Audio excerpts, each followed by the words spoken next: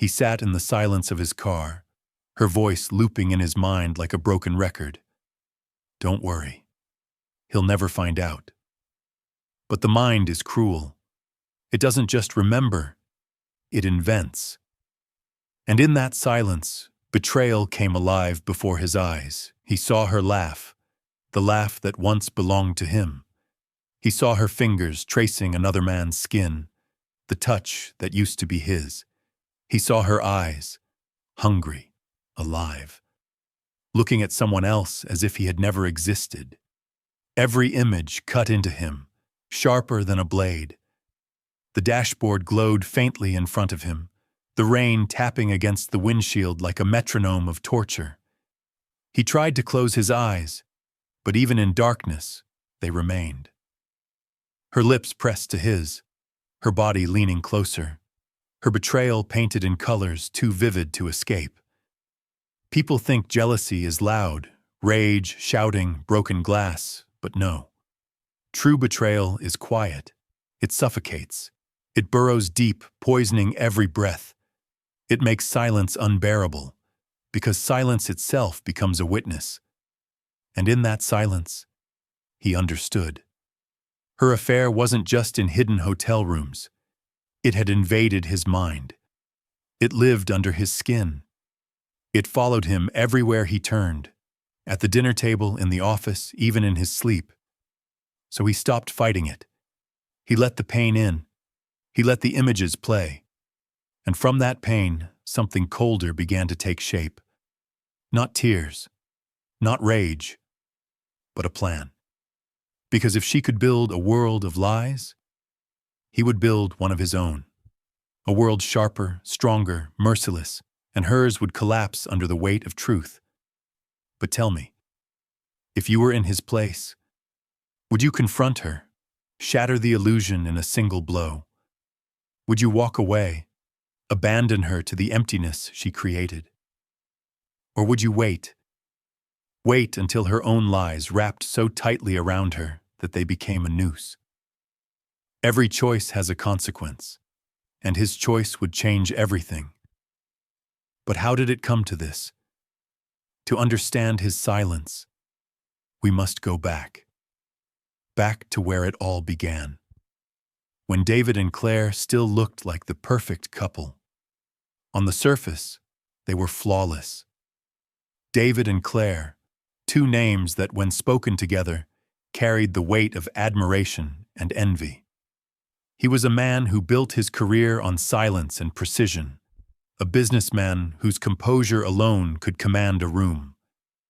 His calm demeanor was often mistaken for coldness, but behind it was a mind sharper than steel. Claire, in contrast, was fire-wrapped in silk. When she entered a room, heads turned. Her beauty had texture, not just the symmetry of her face or the curve of her figure, but the way she moved, slow, deliberate, as though the world itself waited for her to pass. Her laughter lingered like perfume.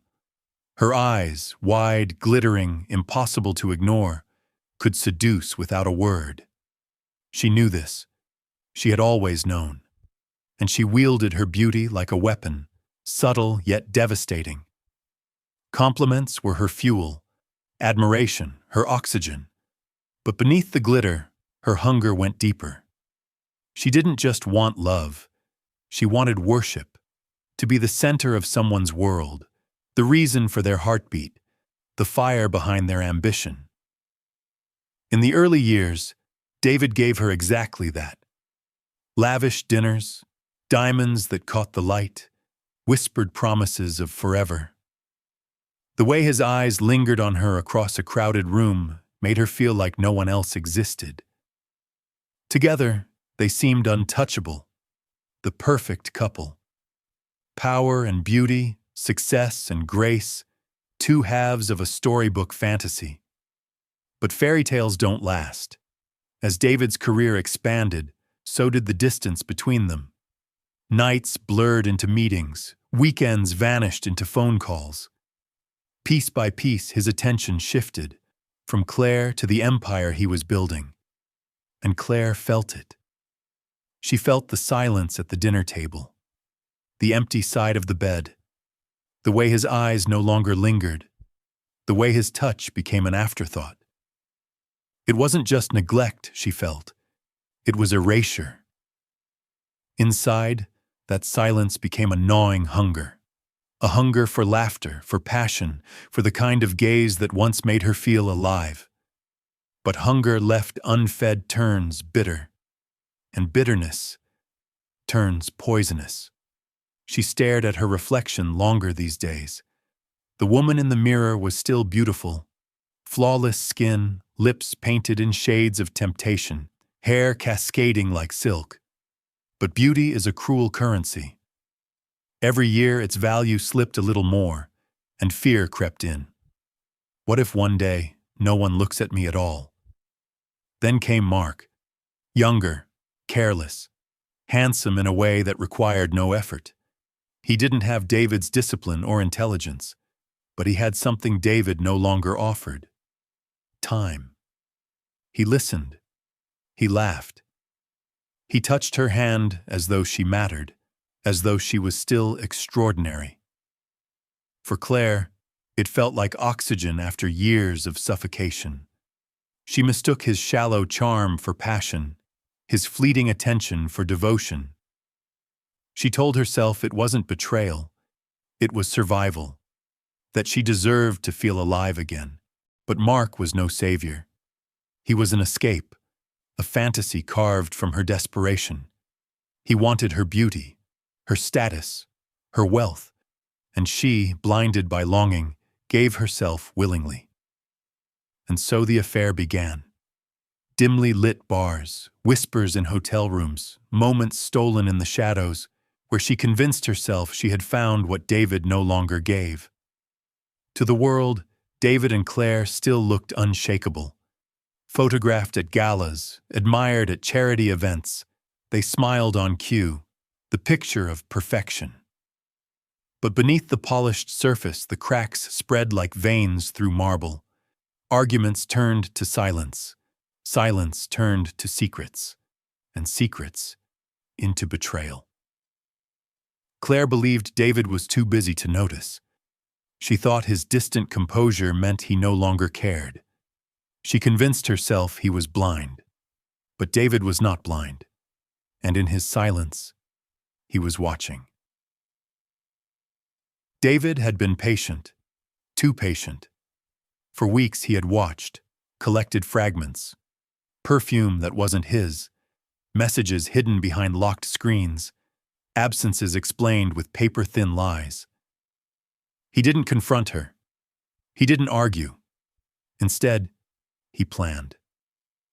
When Claire mentioned David's upcoming business trip, he nodded calmly. Yes, he would be gone. Yes, she would have the house to herself. She smiled too easily, too quickly, and David knew this was the night. He left the suitcase by the door, kissed her cheek, and drove away. But he did not go to the airport. He circled back, parking on a quiet street, and slipped into the house through the side entrance. The house was dark, but not empty.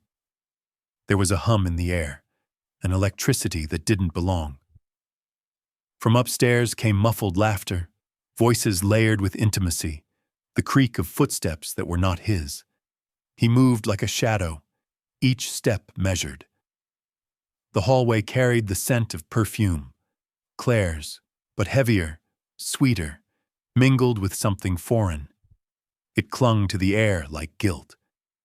His hand brushed the banister, the wood cool beneath his palm, grounding him as he climbed the stairs. The bedroom door stood slightly ajar, a faint glow seeping through. Flickering light from the bedside lamp painted a jagged strip across the floorboards. David stopped, his breath steady, his heart ice cold, and then he heard it, her voice, soft, breathless. Don't worry, he'll never find out. The words struck like a curse, not in a stranger's home, in his home, their sanctuary, and now the stage of her betrayal. Through the narrow gap, he saw them. Claire, hair tumbling down, lips curved in a smile both tender and poisonous. Her eyes, once his mirror, burned with a hunger that belonged to another man. Mark, shirt undone, hands claiming what had once been sacred. Claire laughed, low and breathless, tilting her head the way she once did with David. She whispered something inaudible, and Mark leaned closer, devouring her words as though they were his. Her betrayal was not hesitant. It was deliberate, eager. David's eyes did not waver. He absorbed everything: the arch of her body, the curve of her smile, the sound of the bed creaking under their weight. Each second etched itself deeper, carving scars that no time could erase. For a long moment, David did nothing. He didn't burst in. He didn't shout. He simply watched. The silence stretched, pressing against the walls, suffocating, thick with the weight of everything he now knew. The scene before him was more than infidelity. It was the rewriting of their vows, line by line, in another man's hands. And then he smiled. Cold, sharp, deadly.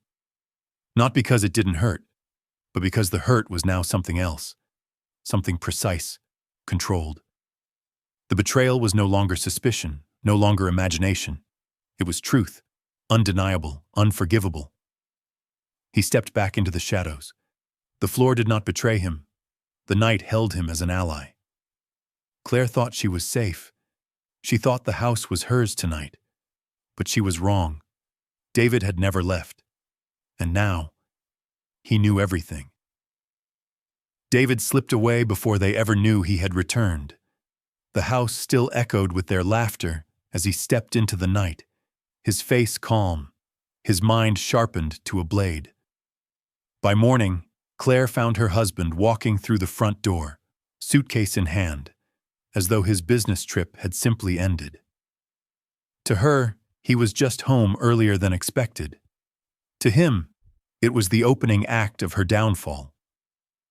She smiled nervously, kissed his cheek, and asked about the meetings. David answered smoothly, his tone measured, his eyes unreadable.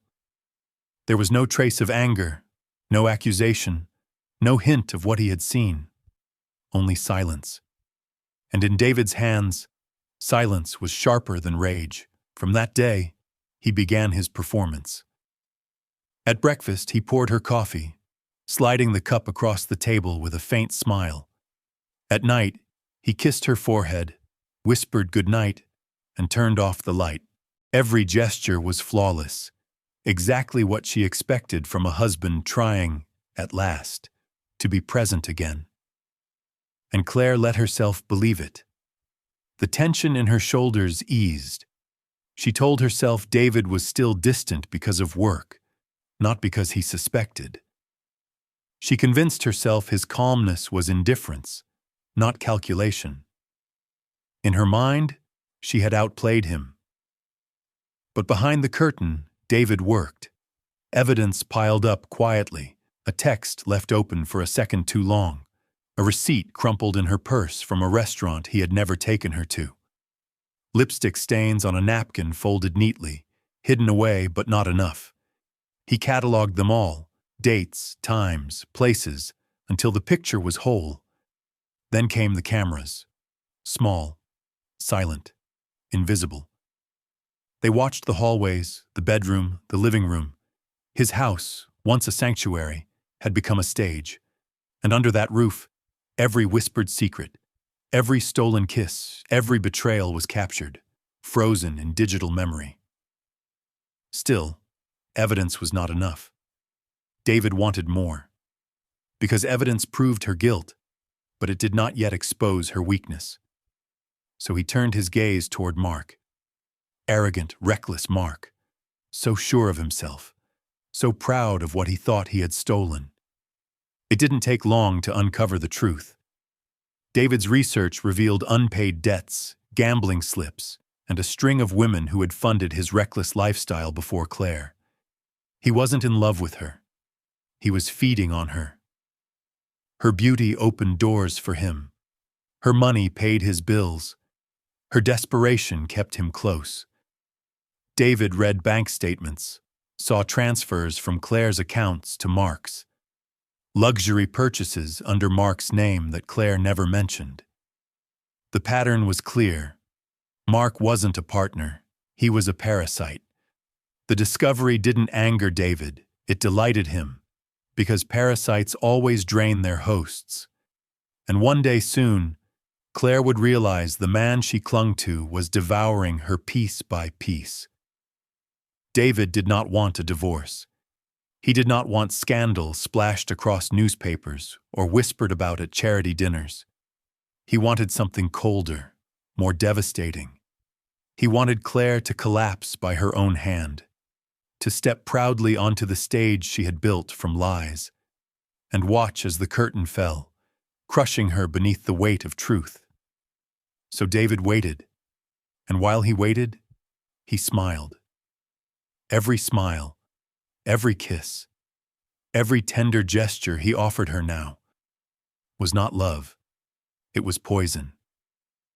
A slow, invisible poison spreading through her perfect little world until the day it all shattered. The time for patience was over. David had gathered enough. Evidence, truth, certainty. All that remained was the stage, and fate handed him the perfect one, Claire's birthday. A night she had been anticipating for weeks, rehearsing her smile, her gown, her grand entrance. David encouraged it, even insisted they host it at the grand ballroom downtown. He spared no expense. The finest wine, the brightest lights, a guest list glittering with the city's most powerful and envious. Claire believed it was her celebration, but for David, it was the execution. The night arrived. The ballroom glittered with chandeliers, a sea of gowns and tailored suits. Waiters glided between guests with trays of champagne, laughter rising and falling beneath the golden glow. And then Claire appeared, descending the staircase in a gown of shimmering silk, diamonds blazing against her skin. Every eye turned, every whisper followed. She smiled, radiant, confident, certain that tonight she was untouchable. David watched from across the room, expression calm, hands steady. He played the gracious host, raising his glass, speaking softly with guests. But beneath the mask, the clock ticked toward her downfall. Halfway through the evening, as the music swelled and glasses clinked, the lights suddenly dimmed. A murmur swept through the crowd. The band faltered into silence. For a heartbeat, confusion reigned. Claire blinked, startled. Her smile stiffened, eyes darting around the room. Technical error, she thought. Nothing more. But then the giant screen on the far wall flickered to life. At first, only static. Then, shadows in a hotel room. A woman's laugh, soft, unmistakable. Her laugh. Gasps erupted, sharp as shattered glass. And then her voice. "Don't worry. He'll never find out." The words cracked through the silence like a gunshot. On screen, Claire and Mark, captured in secret, their intimacy undeniable. His hands on her, her smile hungry, alive. Every stolen moment replayed before 100 witnesses. The ballroom froze. 100 pairs of eyes swung toward her, their admiration curdling into disgust. Her smile collapsed, her face drained of color. Her hand trembled, spilling wine across the white cloth like a spreading wound. "No," she whispered, but her voice drowned beneath the silence. People began to whisper. Phones were raised, screens glowing, capturing her downfall in real time. The room she once commanded now swallowed her whole. Every glance was a dagger, every whisper a blade. Claire's chest tightened. Her world, built on beauty, charm, lies, was crumbling, and she stood at the center, exposed, naked before judgment. And David? He did not look at the screen. He did not look at Mark's face frozen in betrayal. Finally, he looked at her. For a brief second, their eyes met. No anger, no pity, only silence. Sharp, merciless, final. Then he buttoned his jacket, straightened his cuffs, and turned away. Every step deliberate, every step final. He left her behind, alone, broken, swallowed by the judgment of those who once envied her. Her fantasy had collapsed, not with rage or fire, but with a whisper replayed for all to hear. And in that silence, the truth was undeniable. David had never needed revenge. He had only needed patience. When the lights came back on that night, Mark was already gone. Like a rat fleeing a sinking ship, he vanished into the crowd, leaving Claire to drown alone. He had taken what he wanted, her money, her body, her illusion of love. Now, with nothing left to offer, she was worthless to him. The days that followed were merciless. Whispers spread like wildfire, slithering through every corner of the city. Claire's name, once spoken with envy, was now spat with disgust. She called her friends, no answer. She sent messages, no reply. The invitations stopped. The doors that once swung open for her now slammed shut. She drifted through her own world like a ghost, unwelcome, unwanted, undone. At night, she stood before the mirror, staring at the woman who looked back. The diamonds were gone. The glow was gone. Her reflection was hollow, haunted. She reached for her face as if she could wipe away the shame written there. But shame clung deeper than skin. And Mark? He moved on without hesitation. David's quiet research revealed the truth to Claire at last. Debts, lies, and a trail of women he had drained before her. Mark hadn't loved her. He had only fed on her. Now that she was ruined, she was nothing more than another name in his past. David, meanwhile, remained calm. No arguments, no gloating, only silence. One morning, he visited his lawyer. By evening, the papers lay neatly on the table before Claire. No courtroom battles, no public fights, just his signature, and a single glance colder than any words. She tried to speak, but her voice cracked into silence. There was nothing left to defend, nothing left to beg for.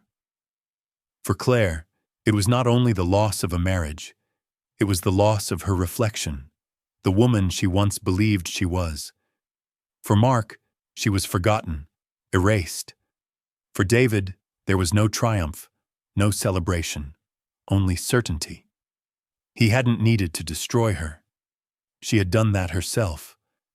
All he had done was hold up a mirror. And in that mirror, Claire finally saw the truth. Her downfall had always been her own. Secrets are never safe. Lies are like cracks in marble. They may seem invisible at first, but they always spread. She thought he'd never know. But the truth has a way of knocking on your door when you least expect it. This was never about David's revenge. It was about inevitability. Because betrayal is not just a wound, it is a poison. It seeps slowly, devouring the one who created it, until nothing remains but ruin. Claire thought she was in control. Every lie felt like protection, every excuse like a shield. But in reality, each lie was just another stone added to the weight dragging her down. Each secret was another handful of dirt tossed into her own grave. And David? He never had to raise his voice. He never had to lift a hand. He simply waited. And patience, cold, merciless patience, delivered justice sharper than rage ever could. Remember this: the cruelest punishments are not screamed in anger. They are delivered in silence. A silence that echoes louder than any words. That was David and Claire's story. But betrayal is never unique. It wears many faces, sometimes a lover's smile, sometimes a friend's embrace, and often it comes from the place you least expect. So let me ask you, what cuts deeper? The act of betrayal itself? Or the moment the mask is ripped away and the world finally sees the truth? Imagine the people you trust most. Imagine their whispers exposed, their secrets dragged into the light. Would you be ready to face it? Or would the silence consume you the way it consumed Claire? Betrayal destroys love, but more than that, it destroys the betrayer. Because truth is patient, it always waits, and it always finds its way. If this story left you thinking, don't let it end here. Follow this channel for more tales where lies unravel, secrets collapse, and justice, slow, sharp, inevitable, always arrives. Because in the end, the truth doesn't knock politely. It breaks down the door,